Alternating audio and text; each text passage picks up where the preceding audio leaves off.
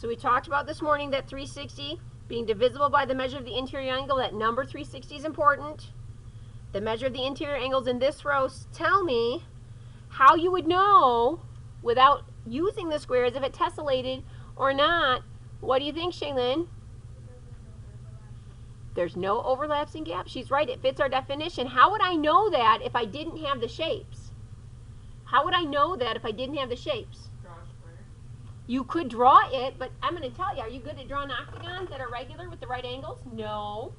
Our goal is for any polygon I give you, you should be able to tell. How would I know, based on the information on our page, that the square should tessellate? What do you think? All the sides are straight lines. Emily?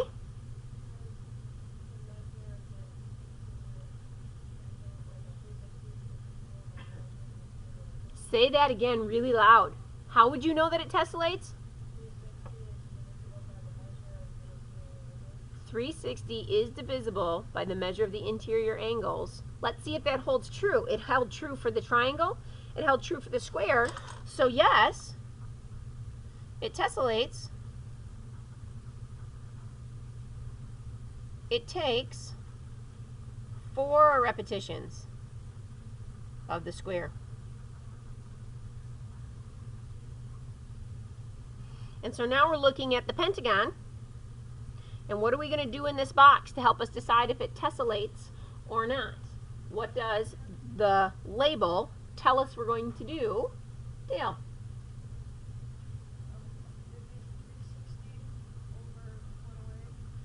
Yes, tell me why it's 360 over 108. You're right. Tell me why.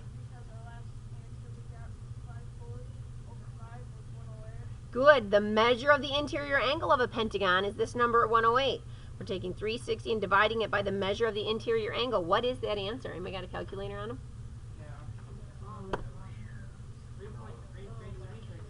It is 3.3333333. Do you suppose the pentagon tessellates? No. Why not? Do you suppose the pentagon tessellates? Who says yes? I think the pentagon's going to tessellate. Who says no? No way. Who thinks that they're saying no and have a good reason why? Anybody have a good reason why? What do you think, Brevin? Let's see. So again, I'm going to take this point and see if it tessellates, and I happen to have some pentagons.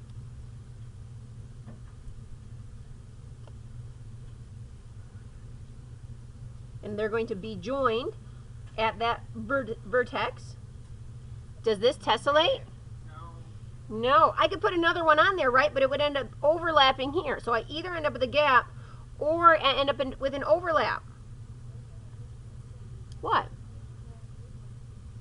They are very fun. We'll see. And so, what is my response? Does that polygon tessellate? Does the pentagon tessellate? No. Why not?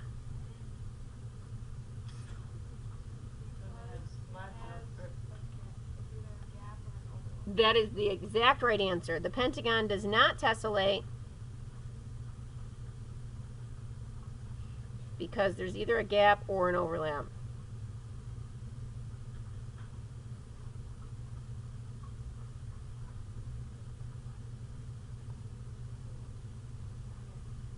We're looking for a pattern because we're trying to answer this question. For any regular polygon, how can I use the interior angle measure to decide if the shape will tessellate or not? Okay, that's what I'm trying to decide. You are going to have to answer that question at the end in a complete sentence. Yes? Okay, so we're wondering, why do we need to know if something's tessellating? You have to be able to think logically about problems and come up with answers to the solution. So you're right, probably in life, you will probably never have to answer the question, does it tessellate? In your life, though, you have to take information you know and apply it to a situation to know if it will work or not? Absolutely. And so what we're doing in math class a lot is teaching you a way to think about life and the problems that it presents itself, and not so much about this specific one in general. Which is why I ask why all the time. It's not that you're going to solve this problem in life ever. It's that you're going to have to solve problems like it and go through the same process. That is an outstanding question. It's my favorite. Okay?